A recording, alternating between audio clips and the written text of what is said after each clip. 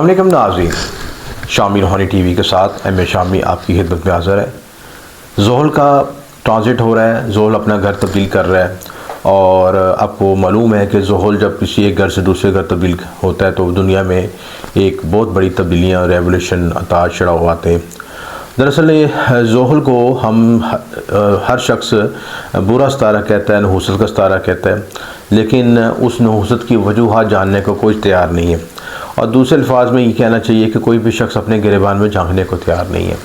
तो हम हर शख्स दूसरे को ब्लेम देना चाहता है, बुरा भला कहना चाहता है कि चीज़ें उसकी वजह से हुआ, ये इस वजह। तो सेल्फ़ एनालिसिस कोई नहीं चाहता और दरअसल ज़ोहल हमसे यही सेल्फ़ एनालिसिस करवाता है, अपनी ज़ात की जो है तखलीस चाहता है, अपने ज़ात की जो तज़िया चाहता है, तहकीक चाहता है कि आपके साथ ऐसा हो रहा है तो क्यों हो रहा है, उसको उसकी रीज़निंग उसके पीछे बिहाइंड ज़रूर होती है। तो रीज़निंग और उसके पेंडिंग कर्मा की डिटेल तो हम किसी और वीडियो में डिस्कस करेंगे।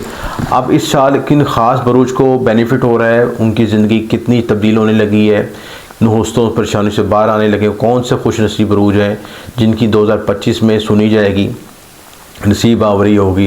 एक तो जुपिटर भी अच्छे घरों में आ गया है और दूसरे बात अब ये सैटर्न भी पॉजिटिव पोजीशन के साथ अपने अगला सफ़र अख्तियार करेगा। और जब ये कालपुरुष कुंडली के मुताबिक तो 12वें घर आएगा। 12वां घर जो है आपके एक्सपेंडिचर का होता है, बुरुल सफ़र का होता है, इमिग्रेशन का होता है। और कालपुरुष कुंडली के मुताबिक देखा जाए अस्पताल का भी होता है और कानूनी मामला का भी इससे डिस्कस देखा जाता है, कैदोबंद जेल का भी इससे देखा जाता है। तो बहुत सी चीज़ें तब्दील होंगी, अब बहुत से हालात वाक़िअत में तब्दीली होगी और 7 तारों का कंजक्शन भी बन रहा है, उसकी वीडियो भी बनाएंगे इंशाल्लाह। इस वीडियो में डिस्कस करेंगे कौन से खुश नसीब रोज़ हैं जो कि काफ़ी अर्से से पेचीदगी का शिकार थे और अब उनके नसीब खुलने लगे, यानी दबाव, स्ट्रेस, माली मुश्किलात, कर्ज, लेन देन, जॉब का हो जाना, ख़त्म हो जाना, जॉब का मिलना ना या जॉब का होना तो उसमें सेटल ना होना, या काम ज़्यादा होना, तनख्वाह कम होना और बार बार ट्रांसफ़र होना, या इस तरह के इशूज़ कैरियर से, क्योंकि ज़ोहल का तल्लुक़ कैरियर से होता है, आपके कर्मा से होता है। तो कैरियर प्रोफेशन के लिए जो है बड़ा इम्पोर्टेंट है और किसी भी ज़ायचे में प्रोफेशन देखना हो तो एक असूल भी है एस्ट्रोलॉजी का, नाड़ी एस्ट्रोलॉजी का, और दूसरे एस्ट्रोलॉजी, वैदिक एस्ट्रोलॉजी में भी देखा जाता है कि ज़ोहल से 10वां घर जो होता है वो आपकी कैरियर को रिप्रेजेंट कर रहा होता है। उसमें एक शनाख्त होती है कि आपको 10वें घर को यहाँ से देखा जा सकता है, इसीलिए ये आपके कैरियर को, प्रोफेशन को देखा जा सकता है। और उससे मुतल्लिक़ मनसूबात और भी चीज़ें कैलकुलेट करती हैं। उसमें कैरियर को एनालिसिस करने के लिए आपका दशमास्टर चार्ट भी, D10 चार्ट भी देखा जाता है, D9 चार्ट भी एनालिसिस, प्लैनेट्स की एनर्जी को भी चेक किया जाता है। बहुत सी चीज़ें चेक करके उसके बाद कैरियर को, तो इंसान की ज़िंदगी बेस ही करती कैरियर पे। अगर आजकल तो मेल फीमेल दोनों ही बराबर हो गए, कैरियर ओरिएंटेड हो गए और लड़कियां भी, ख़वातीन भी आला से आला तालीम हासिल कर रही हैं और आगे मैन टू मैन जो जंग कर रही हैं आगे कैरियर को अपने ग्रो करने के लिए, कोई तखसीस नहीं रही, कोई फ़र्क नहीं रहा। तो हम अब ये इस चीज़ से निकलना पड़ेगा हमें कि ज़ोहल सिर्फ नहूसत पर बंदिश का सितारा, बल्कि ये अगर आपको ज़ायचे में अच्छा हो तो बेहतरीन प्रोफेशन भी इससे बेहतर नहीं दे सकता, क्योंकि ये बेस्ट प्रोफेशन के लिए आपका ज़ोहल का मजबूत होना ज़रूरी है। अच्छी ग्रोथ, एक्सपेंशन और आला ज़िंदगी में ग्रो करने के लिए सेटल का मजबूत होना और अच्छे घर में होना बहुत ज़रूरी है। तो जिनके ज़ायचे में योग कारक में होता है, अच्छी पोजीशन में होता है और अच्छे कॉम्बिनेशन के बाद उनके लिए साथ बैठा होता है, उनके लिए रहमत का सितारा होता है। और जिसके ज़ायचे में अच्छा बैठा होगा ना, अगर किसी शख्स के ज़ायचे में देखना चाहते हैं कि ज़ोहल अच्छा ये बुरा है, तो उसकी पर्सनैलिटी से आप एनालिसिस फ़ौरन कर सकते हैं। जो शख्स डिसिप्लिन होगा, ज़िम्मेदार होगा, हार्डवर्क होगा, बुज़ुर्गों की इज़्ज़त करने वाला होगा, रिश्तों में पायदारी होगी, फाइनेंशियल स्टेबल होगा, सोच और ख़यालात को अमली शक्ल देने वाला होगा, सब्र बर्दाश्त करने वाला होगा, दूर अंदेश होगा, विज़डम होगा, और जो अपने से लेबर तबका है, गरीब तबका, मतहत तबका, उनके साथ अच्छा सलूक और उनको साथ लेके चलने वाला। आपने बहुत से लोग देखे होंगे कि जो अगर अपनी सेल्फ ग्रोथ की बात करते हैं तो अपने साथ सबॉर्डिनेट, अपने मतहत अफराद को भी सोचते हैं कि उनकी भी ग्रोथ होनी चाहिए, तभी वो अदारा तरक्की पाता है। तो ज़ोहल की जो 3 नज़रात होती हैं, तीसरी, 7वीं, 10वीं नज़र, पैदाइशी ढांचे में ये देखना है अपने कि किस नक्षत्र, आपने अपना सेल्फ एनालिसिस करना है। तो ये एबिलिटीज़ हों तो आपको सोने पर सुहागा या इनमें से कुछ भी एबिलिटी भी हो आपके अंदर, तो ज़ोहल की उतनी पावर होगी आपके अंदर, और जितनी प्योर ज़्यादा होगी जितना अच्छा आप ये एबिलिटी पैदा भी कर सकते हैं, अपने आप को मोडिफाई भी कर सकते हैं। कर्म का सितारा है ना, ये कर्म ही आपको बता रहे हैं कि पायदारी क्या है इसमें, आपने वक्त पे पहुंचना है, पंक्चुअल होना है, अपनी जिम्मेदारी अपने टाइम टेबल के मुताबिक चलें, बुजुर्गों की रिस्पेक्ट करनी है, हार्ड वर्क होना है। ये तो आप पे डिपेंड करता है ना, ये चीज़ है।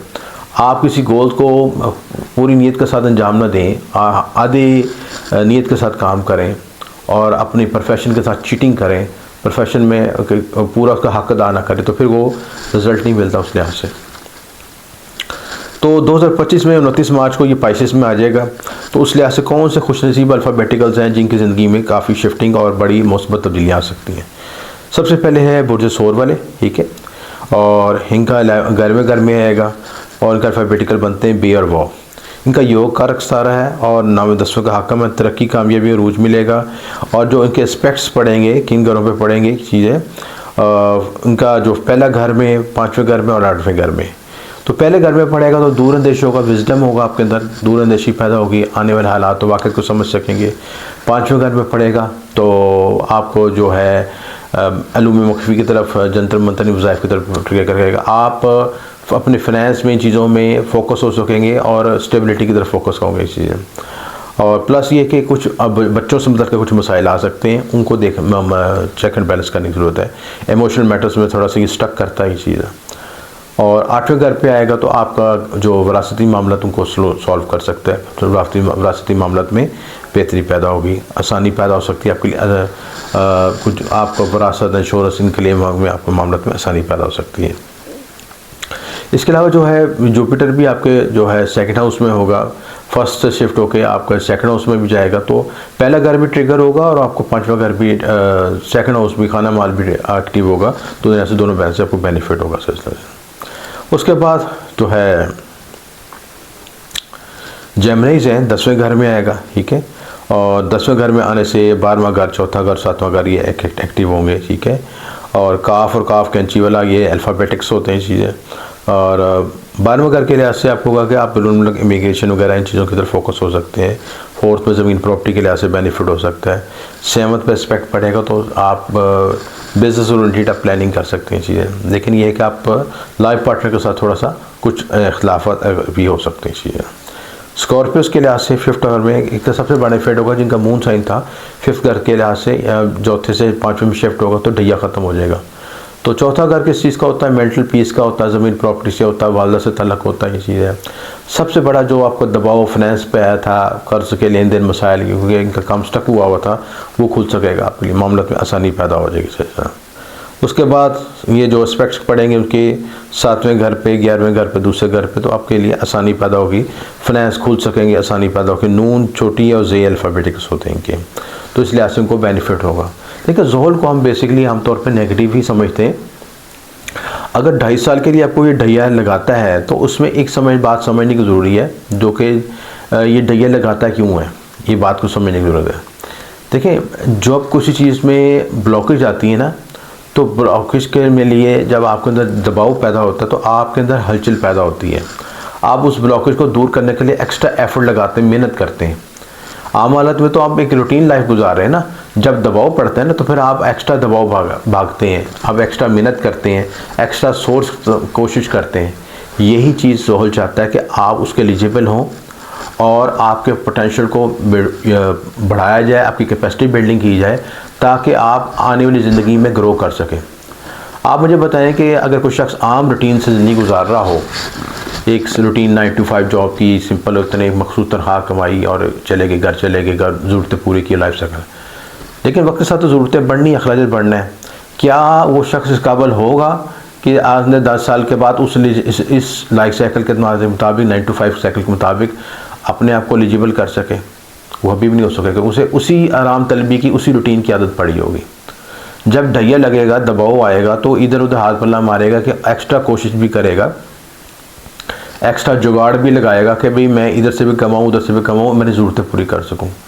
उस दौरान उसकी वो जो कैपेसिटी बिल्डिंग होगी वो आगे उसको फ्यूचर के लिए सिक्योर करेगी। और इस दौरान आपको कि लोगों के रंग भी पता चल जाएंगे, कौन सा शख्स मेरे से मुखलिस है, कौन सा शख्स मुझे बुरे वक्त में साथ था या नहीं साथ था। रिलेशनशिप भी मॉडिफाई होंगे, करीबी रिश्तेदार भी मॉडिफाई होंगे, दोस्त अहबाब भी मॉडिफाई होंगे। मॉडिफाई का मतलब ये नहीं कि उनकी असल चेहरे वाज़ेह होंगे कि वाकई आपके साथ बुरे वक्त में कौन था, क्योंकि बुरा वक्त ही एक्सपोज करता है। तो जो बीमारी में जो है, अगर शख्स को मर्द बीमार है आपकी चीज़ें, तो वो उसका दोस्त है, बाप रिश्तेदार कौन उसके साथ में है, उससे कौन दवाई दारू कर रहा है, माली सपोर्ट कर रहा है, बीवी बच्चे साथ हैं या उसका मरने का इंतज़ार कर रहे हैं कि मैं मरे और अपनी जायदाद पर कब्ज़ा करें। तो ये सारी चीज़ें, ये ढैया जो 60% ढैया इन चीज़ों को मॉडिफाई कर देता है, बता देता है, आइडेंटिफाई कर देता है, गाइड कर देता है। कभी ये है ज़िंदगी की असल हकीकत। ये ना समझना कि आप सारी ज़िंदगी जो आपके करीब लोग हैं वो हमेशा सही रहेंगे आपके साथ। तो ये चीज़ें सिखाने के लिए अल्लाह ताला आपके साथ ये ऐसा सलूक करता है ताकि आप समझ जाएँ ज़िंदगी को। उसके बाद जो है स्कॉर्पियो के बाद कैप्रिकॉन्स हैं, इनकी भी सारसती ख़त्म हो जाएगी। तीसरे घर में आएगा, सारसती ख़त्म हो जाएगी। 5वां घर 9वां घर एक्टिवेट हो जाएगा। और इनके जीम, खई और गाफ अल्फ़ाबेटिकल से होते हैं चीज़ें। तो यहाँ पे भी आपके लिए ज़िंदगी में जो आपने स्ट्रेस एंग्जाइटी फ़ील किया था वो ख़त्म हो सकेगा और ज़िंदगी में आप ग्रो कर सकेंगे। आपको तीसरा घर आपको मेहनत का भी होता है। तो आपने माजी में जो एक्स्ट्रा बिल्डिंग और कैपेसिटी की, आपकी कैपेसिटी बिल्डिंग हुई है, अब उस कैपेसिटी बिल्डिंग का रिटर्न लेने का टाइम है। यानी जो आपके मसल्स और माइंड सेट डेवलप हो गए कि हार्ड वर्किंग हार्डशिप की वजह से, तो अब उस हार्डशिप को अप्लाई करेंगे तो आप गेंद हासिल करना शुरू हो जाएंगे, तो ज़िंदगी को अचीव कर सकेंगे, गोल्स को अचीव कर सकेंगे। उसके बाद एक्वेरियस है सेकंड हाउस में, सारसती आखिरी फेज़ में है और उधर सारसती आपको कई लिहाज से बेनिफिट भी देती है चीज़ें। और 11वां 8वां चौथा घर सीन शीन स्वाद से अल्फ़ाबेटिक्स बनते हैं। ये अच्छा अल्फ़ाबेटिक्स के लिए समझना ज़रूरी है। ये जो लोग जिन्होंने पैदाइशी तौर पर अपना जायचा देख के मून साइन के लिहाज से या स्टैंडर्ड वाइज अपना अल्फ़ाबेटिक्स रखे गए हैं, उसके नाम के हरूफ के मुताबिक रखें, तो वो तो उनका परफेक्ट ये नाम बैठेगा। मसलन किसी का नाम जो है सीन के साथ जो है साद है, एक मिसाल दे रहा हूँ, सीन से शुरू हो रहा है। अब साद का लफ्ज़ उसने एस से शुरू किया है और उसका बुर्ज भी एक्वेरियस है, तो उसका पूरा परफेक्ट उस पर बैठेगा। लेकिन उसका बुर्ज कोई और है और नाम उसने सीन, तो दोनों का इफेक्ट आएगा। तो हमने जब देखना है अपने पैदाइशी जायचे को चेक करके, और वैदिक एस्ट्रोलॉजी के मुताबिक तो नक्षत्रों की आवाज़ों के मुताबिक नाम रखे जाते हैं, ठीक है, ये इसका असूल है। लेकिन वो आवाज़ें होती हैं, अल्फ़ाबेटिक्स नहीं होता, उनसे मिलते जुलते अल्फ़ाबेटिक्स तलाश करके फिर उनको नाम शामिल किया जाता है। लेकिन अगर नहीं कर सकते तो कम से कम अल्फ़ाबेटिक्स से कर लें, वो भी बदबादल हो सकता है। लेकिन ज़्यादा बेहतर है कि नक्षत्र की आवाज़ के मुताबिक रखा जाए। तो 4, 8, 11 के जो घर ट्रिगर होंगे, इस लिहाज से मामलत में बेहतरी आएगी और आपकी ज़िंदगी में आप जो स्टक हुए थे आगे बढ़ सकेंगे चीज़ें। उसके बाद जो है अच्छा, उसमें एक चीज़ और भी समझने की ज़रूरी है कि ये जो रीडिंग दी जाती है वैदिक एस्ट्रोलॉजी के मून साइन और एसेंडेंट वाइज दी जाती है, तारीख़ पैदाइश और मून साइन के लिहाज से। तो आपने दोनों को मिला के देखना है। यानी अगर आपके किसी शख्स का एक बुर्ज पर ढैया लगा हुआ है, सारसती लगी है, सारसती हमेशा मून साइन और मून साइन से देखी जाती है, सारसती ढैया मून साइन से देखा जाता है। लेकिन एसेंडेंट वाइज भी इफेक्ट करती है, लेकिन ज़्यादा करते मून, क्योंकि मून सेंसिटिव होते हैं, इमोशंस होते हैं। तो सैटर्न रुकने वाला सितारा है और मून के ऊपर मून तेज़ी से चलने वाला है, तो एहसास, जज्बात और सोचों में टकराव आता है और हार्मोन्स में डिस्ट्रक्शन और एनर्जी बैलेंस नहीं रहती, क्योंकि एक चीज़ तेज़ दौड़ रही है और एक चीज़ स्लो है, रोक रही है, तो दोनों की एनर्जी डिफरेंट है। तो जब वो सोहल मून के ऊपर से गुजरता है तो आपके दिमाग में ब्लॉकेज जाती है, बेचैनी, इंतशारी कैफियत आती है, क्योंकि दिमाग तो इमोशन तो इसी एक वक्त में कहीं यहाँ पे है, दूसरे लम्हे यहाँ पे है। एक वक्त में किसी शख्स के बारे में सोचे, दूसरे शख्स के बारे में दूसरा सोच है। तो जो आपकी सैटर्न की पोजीशन है वो चीज़ों को ब्लॉक करती, रोकती है। तो इसलिए सैटर्न की रेमेडीज़ करवाई जाती हैं, सैटर्न के तलिस्म बनाए जाते हैं, सैटर्न का जोल का स्टोन भी पहना जाते हैं, सारे मामलों में चीज़ें की जाती हैं। तो आप भी अपनी रेमेडीज़ को, इन चीज़ों को करके अपने मामलों में बेहतरी ला सकते हैं चीज़ें। और पर्सनल कार्मिक रेमेडीज मालूम कर सकते हैं अपने पर्सनल जायचे का एनालिसिस करवा के। दिए नंबर पर रब्ता करके अपना मुकम्मल जायचा बनवा सकते हैं। आपका शुक्रिया। एम ए शान।